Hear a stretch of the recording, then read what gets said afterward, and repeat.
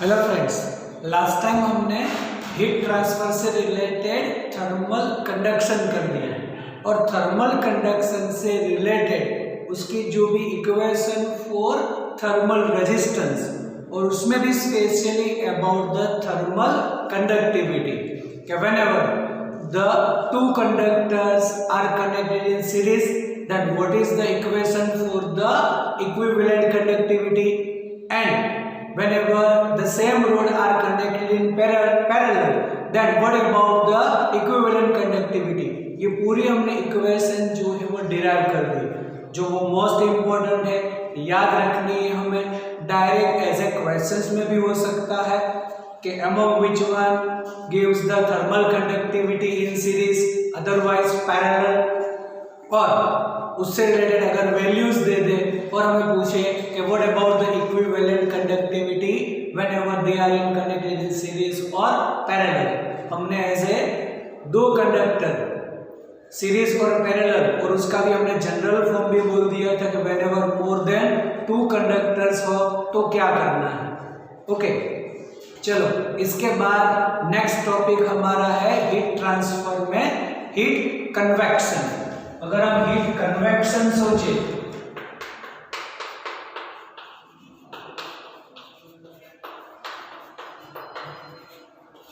तो heat convection हमने बोला था कि heat convection is possible in fluid means liquid and gas.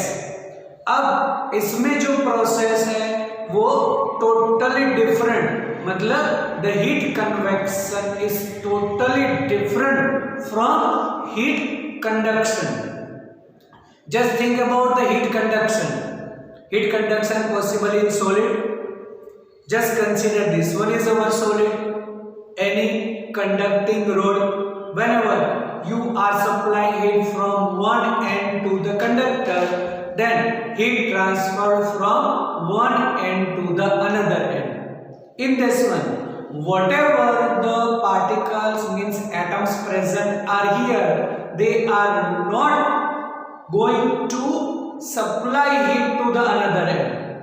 whatever the molecules receiving heat, they are not actually transfer, they are not actually moving from one end to the another end for supplying या for transferring energy।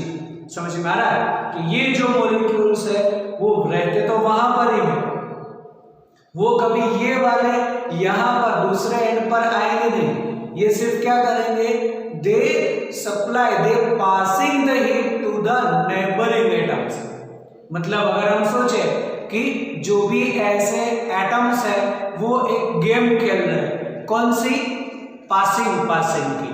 तो passing की game में क्या करते हैं हम सिर्फ जो चीज है उसको पास कर देंगे, जो हमारे नियरर है वो उसमें, वो जो है उसके नियरर में वो उसको पास करेगा। By this way the whatever the object is transfer from one end to the another end. हम उठ के जाएंगे नहीं वहां पर वो देने के लिए, लास्ट वाले को जाते हैं हम नहीं, हम सिर्फ पास करते हैं। तो इन heat conduction only the molecules transfer the heat या passing the heat to the neighboring, they are not actually going या they are not actually moving from one end to the another end, इसे पास करेंगे। but in heat convection actually molecules atoms can move from one part to the another part of the material for transfer the heat। जैसे हम इसका एक short example ले लें कि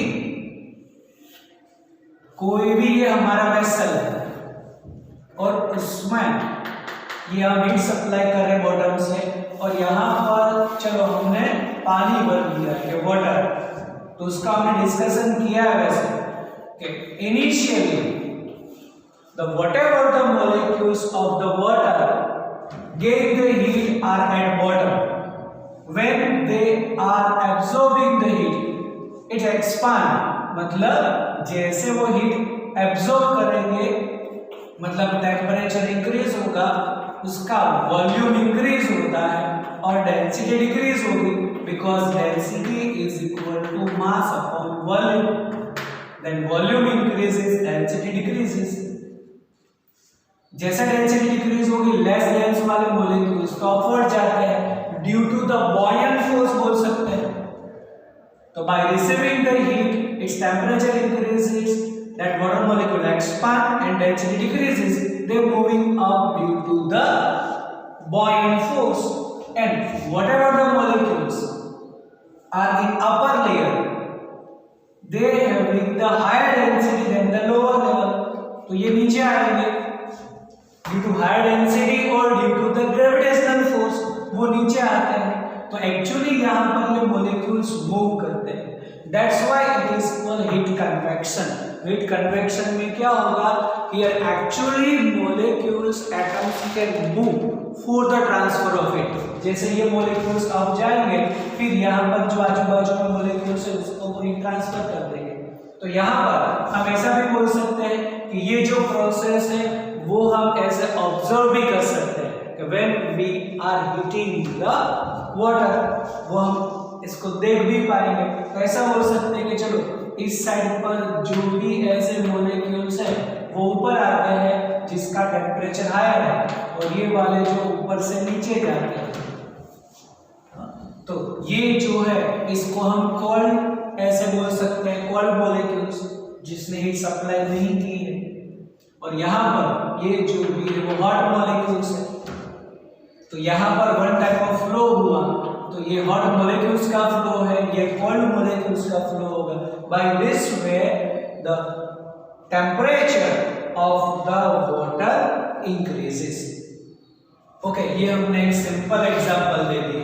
अब यहाँ पर जो हीट कन्वेक्शन है, तो there are two types of heat convection, मतलब टाइप्स ऑफ हीट कन्वेक्शन।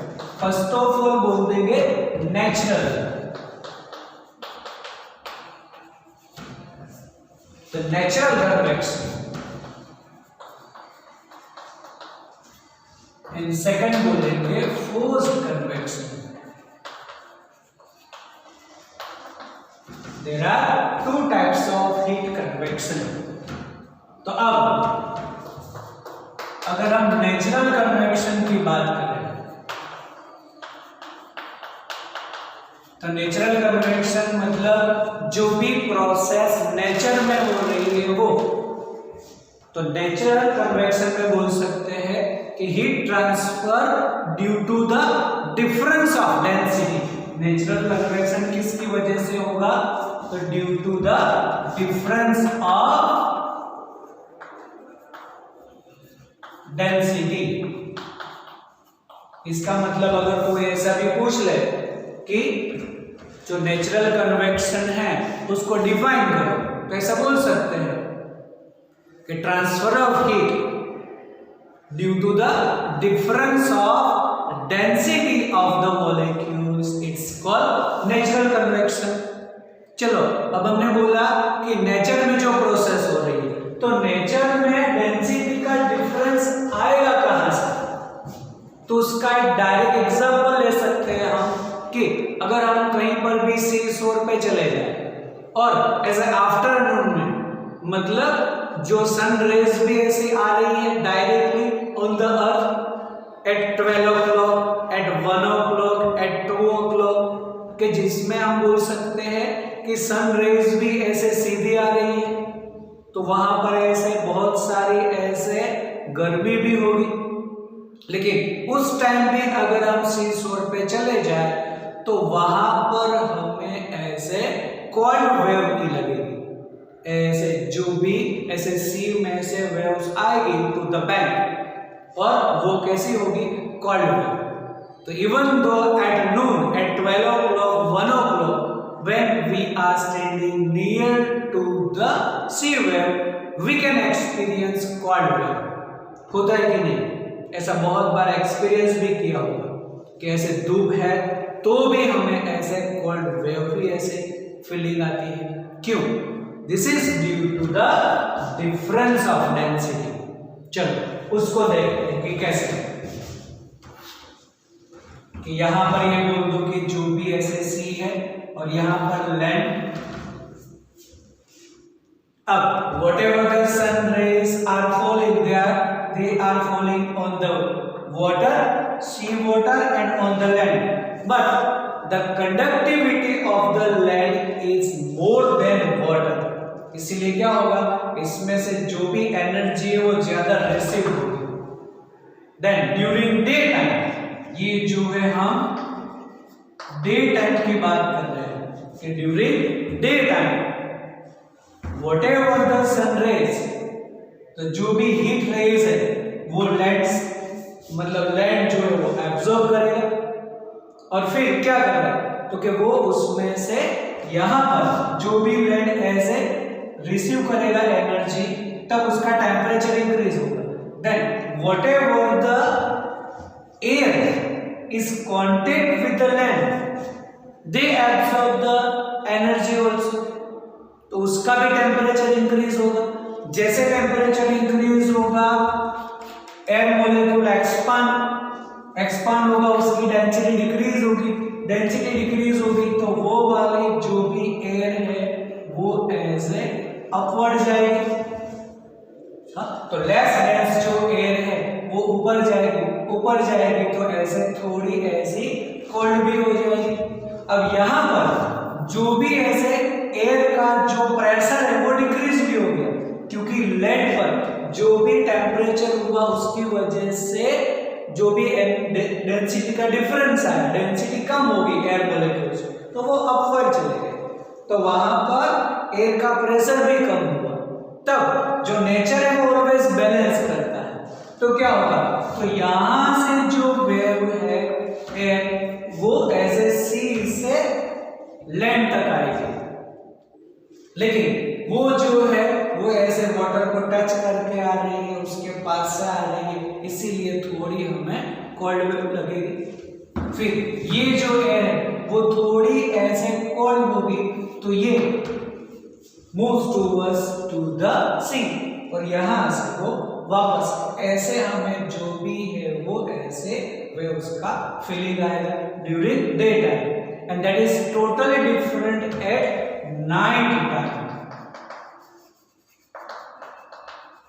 जो सी शोर पर तुम ऐसे आफ्टरनून पे खड़े हो और वहां पर तुम्हें ऐसे कोल्ड वेव्स लगेगी, उसी सी लैंड पर तुम सी शोर पे चले जाओ एट नाइट, तो वहां पर तुम्हें ऐसे गर्म हवा लगेगी, क्योंकि वहां पर टोटली डिफरेंट प्रोसेस हो रही है।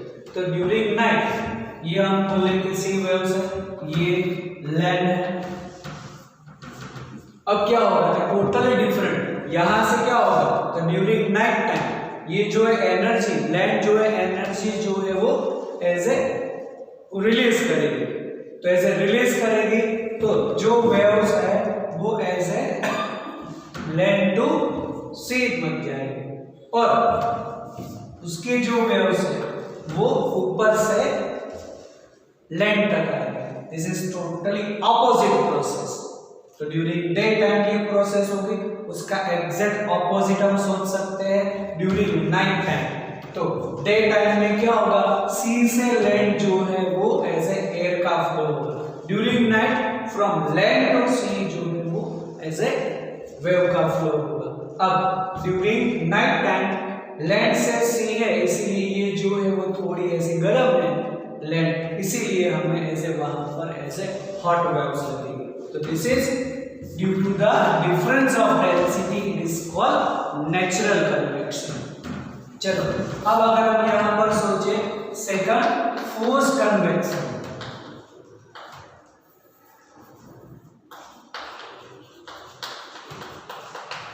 तो फोर्स कन्वेक्शन में बोल सकते हैं कि ड्यू टू द प्रेशर, कोई भी एक ऐसा प्रेशर से कहीं पर भी कुछ भी ऐसे वेव जो फ्लो हो रहा है या कोई भी लिक्विड फ्लो हो रहा है उससे हीट ट्रांसफर हो रही है, तो उसको बोल सकते हैं फोर्स कन्वेक्शन। तो फोर्स कन्वेक्शन में हम बोल सकते हैं the most important example, the human body. तो ह्यूमन बॉडी में जो भी ऐसे हीट ट्रांसफर होती है, मतलब ह्यूमन बॉडी का जो टेम्परेचर है वो ऑलवेज मेंटेन रहता है। This is due to the flow of blood. और फ्लो कौन कराता है? हार्ट, जिसको हम बोलते हैं हार्ट पंप, है ना। तो वो कंटिन्यूअस पंपिंग करेगा, कंटिन्यूअस प्रेशर अप्लाई करता है। Then force convection is due to the pressure,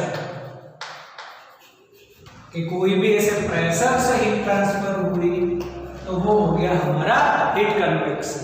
and the best example, human body continuously heart is pumping and by forcefully by pressurize they flow, मतलब the heart flow the blood in any parts of the body, या फिर every parts of the body बोल सकते हैं हम।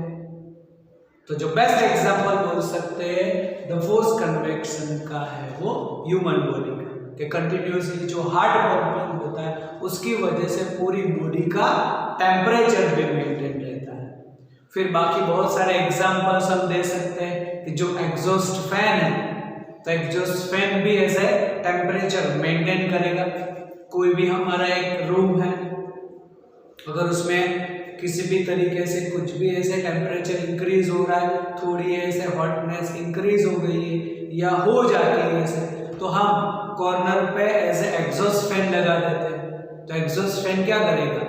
The forcefully pressurise, वो क्या करेगा? एयर जो है वो ऐसे जो रूम है उसमें से बाहर निकाल देगा। अब जैसे एयर बाहर निकली तो उसकी प्लेस जो है दूसरे ऐसे एयर मॉलिक्यूल्स लेंगे, तो वहां पर ऐसे टेम्परेचर हम मेंटेन कर सकते हैं।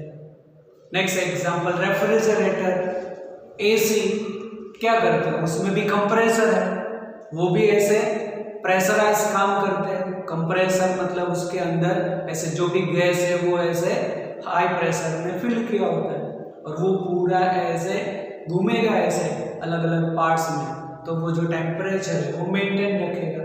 तो ऐसे फोर्स कन्वेक्शन के भी बहुत सारे एग्जांपल्स हम दे सकते हैं। ओके, तो ये हुआ ऐसे natural convection and force convection. चलो अब इसमें एक और हमें नेचुरल कन्वेक्शन के अंदर ही एक और हमें डिस्कशन करना है, ट्रेडविंड।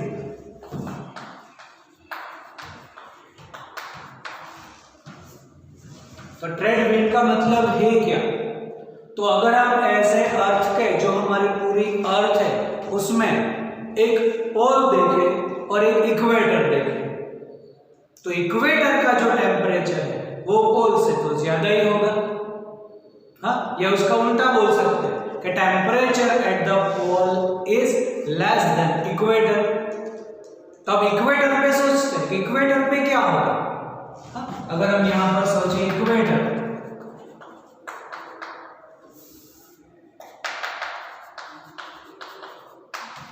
एंड पोल, तो इक्वेटर पर हम क्या बोलेंगे? टेम्परेचर हाई,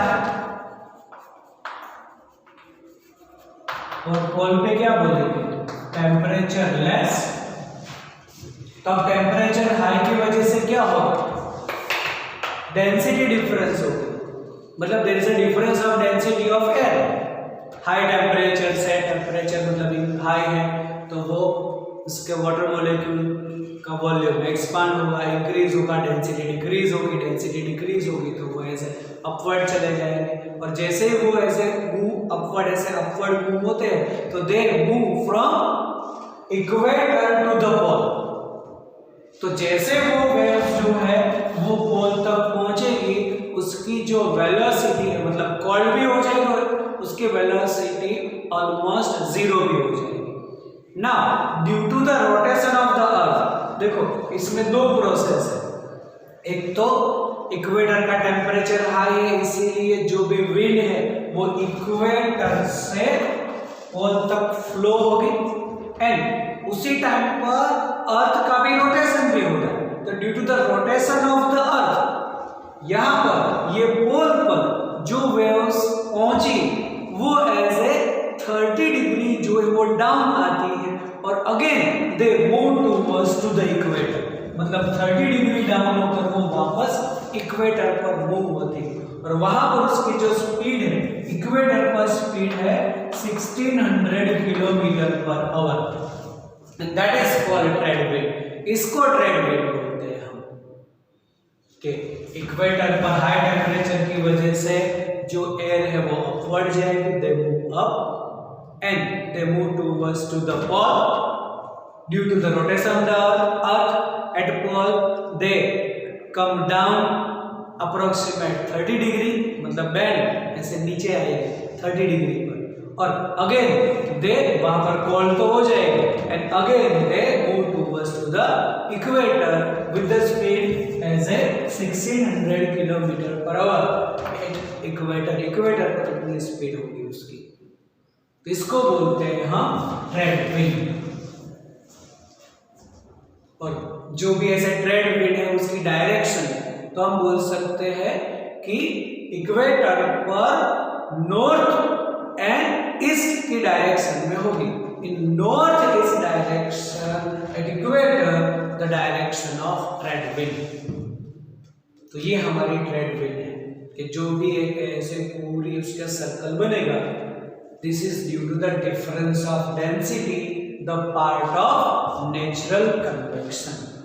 ओके, चलो एक चीज और हमें यहाँ पर डिस्कशन करनी है अब as a next last part ऐसे हीट रेडिएशन। जैसे हमने थर्ड बोला था, अब वापस याद करें कि फर्स्ट पार्ट हीट कंडक्शन जो सॉलिड में है, हीट कन्वेक्शन मतलब लिक्विड और गैस में पॉसिबल है, उसके दो पार्ट कर दिए। अब उसका थर्ड पार्ट हमारा हुआ एज ए हीट रेडिएशन। तो हीट रेडिएशन में हमने बोला था कि नो मीडियम इज रिक्वायर्ड।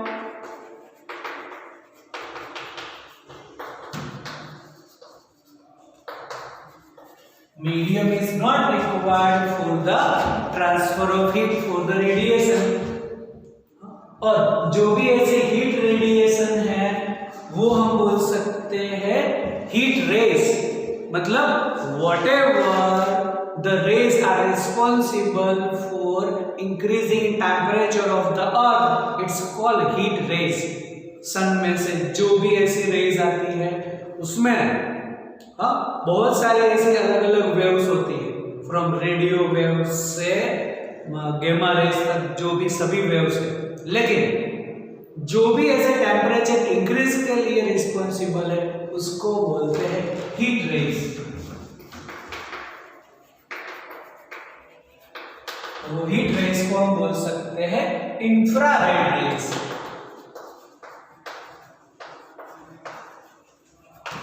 और जो भी ऐसी हीट रेज है वो हम बोल सकते हैं one type of electromagnetic waves.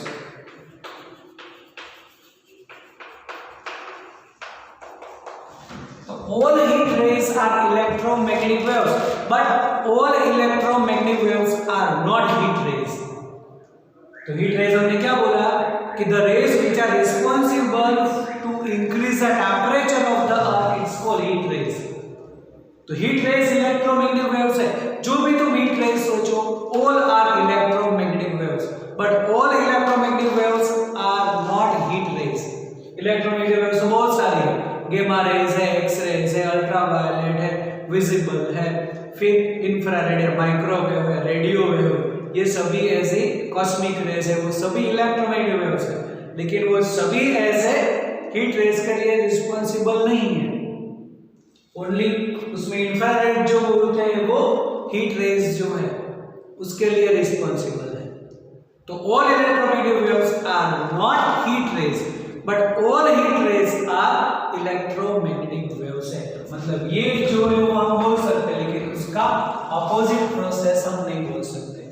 फिर हीट रेडिएशन से रिलेटेड एक साइंटिस्ट प्रीवोस्ट ने एक एक्सपेरिमेंट किया कि सपोज एनी टाइप ऑफ तुम एज ए कंडक्टिंग स्फीयर ले लो and just supply the heat, मतलब जो भी रेडिएशन सप्लाई करो या हीट सप्लाई करो कुछ भी तरीके से, तो वो क्या करेगा, हीट रिसीव करेगा। तो whenever the conducting part मतलब the conducting sphere absorbing the heat, the simultaneously it emit the radiation also. मतलब जैसे एब्जॉर्ब करेगा the simultaneously the sphere या any conductor दोनों प्रोसेस करेगा. कोई भी कंडक्टर है वो एनर्जी रिसीव के साथ थोड़ी एनर्जी जो है वो ऐसे एमिट भी करेगा. वो दोनों प्रोसेस साइमल्टेनियसली है. लेकिन अब अगर ऐसा सोचे कि the rate of absorption is more than rate of emission, the temperature of the substance increases, और the rate of absorption rate of emission is more than absorption, the temperature decreases. आया समझ में? फिर से कि कोई भी अगर हमारे पास कंडक्टर है तो हीट सप्लाई करो उसमें, at that time it emits the radiation also, मतलब it emits heat radiation also. तो दोनों प्रोसेस साइमल्टेनियसली रिसीव भी करेगा और एमिट भी करेगा साइमल्टेनियसली. ऐसा नहीं कि पहले पूरा रिसीव करे और फिर धीरे धीरे एमिट करे. दोनों प्रोसेस साइमल्टेनियसली होती है. लेकिन अगर ऐसा सोचे कि rate of absorption is more than emission, absorption ज्यादा है तो टेम्परेचर इंक्रीज होगा, and the rate of emission is more than absorption, तो एमिशन ज्यादा होगा तो टेम्परेचर डिक्रीज होगा. That experiment proved by the Prevost. Prevost ने ये एक्सपेरिमेंट किया हुआ है और उसके बहुत सारे उसने एक्सपेरिमेंटली प्रूव भी किया कि कोई भी मटेरियल है वो साइमल्टेनियसली दोनों प्रोसेस करेगा, और अगर रेट ऑफ एब्जॉर्प्शन ज्यादा है तो टेम्परेचर इंक्रीज होगा, और रेट ऑफ एमिशन ज्यादा है तो टेम्परेचर डिक्रीज होगा. This is the heat radiation. जो उसका मोस्ट इंपॉर्टेंट पार्ट बोल दिया, heat radiation means electromagnetic waves. तो all heat radiation electromagnetic waves है, लेकिन all electromagnetic waves are not heat radiation. Okay.